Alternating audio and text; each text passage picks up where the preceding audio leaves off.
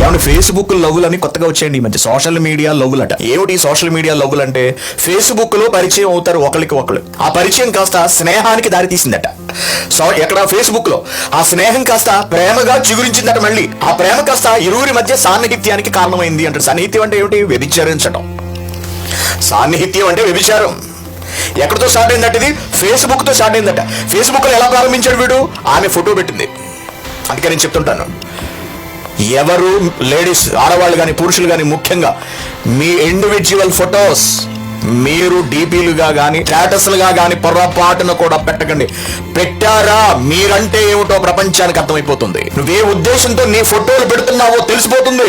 నీ వ్యక్తిగతమైన, అనగా నువ్వు ఒక్కదానివే దిగిన ఫోటోలు 10 మందికి అందంగా కనపడే నీ ఫోటోలు నువ్వు ఒంటరిగా ఉన్నప్పుడు తీసుకున్నప్పుడు దాన్ని నువ్వు డీపీలుగా స్టేటస్లుగా పెడుతున్నావు అంటే ఏమిటి దాని అర్థం? నీ అందాన్ని 10 మందికి చూపించాలనుకుంటున్నావు. నువ్వు చూపించి ఏం చేద్దాం అనుకుంటున్నావు? ఎవరో ఒకరిని నీకు లోబరుచుకుందామని ప్రయత్నిస్తున్నావు. స్త్రీ గాని పురుషుడు గాని ఎవరైనా సరే. చాలా మంది చూస్తుంటాను నేను చాలా మందికి చెప్పాను కూడా, మన వాళ్ళకు, మన సంఘంలో ఎవరి భార్యలైనా ఇటువంటి డీపీలు పెడితే, ఎవరి వయసు వచ్చిన పిల్లలైనా సరే స్టేటస్ ఫోటోలుగా పెట్టుకుంటున్నప్పుడు వాట్సాప్ లోను లేకపోతే ఐఎంఓలో ఫోటోలు తీసి పెడుతుంటారు. స్టేటస్ గా వాళ్ళ పర్సనల్ ఫోటోలు తీసి పెడుతుంటారు. స్త్రీలు, లేడీస్ చాలా పొరపాటు చేస్తున్నారు. మీ మనస్సులో ఎటువంటి చెడు ఉద్దేశం ఉందో దాని ద్వారానే బయటపడిపోతుంది. దేవుడు చూస్తున్నాడు దీన్ని అంతటినీ కూడా. ఎందుకు చూపించుకోవాలి నిన్ను నువ్వు 10 మందికి?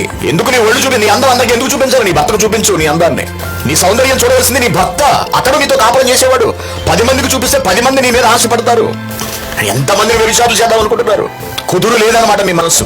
నీ పర్సనల్ ఫోటోలు, నీ భర్త చూడవలసిన ఫోటోలు నువ్వు పబ్లిక్ గా అది కేవలం నీ ముఖమే కనపడవచ్చు, లేకపోతే హాఫ్ సైజ్ ఫోటోయే కావచ్చు. 10 మందికి నీ మొహాన్ని నువ్వు చూపిస్తున్నావు అంటే, నీ శరీరాన్ని నువ్వు చూపిద్దాం అనుకుంటున్నావు అంటే నీ హృదయంలో చెడు ఉద్దేశం ఉన్నదని అర్థం.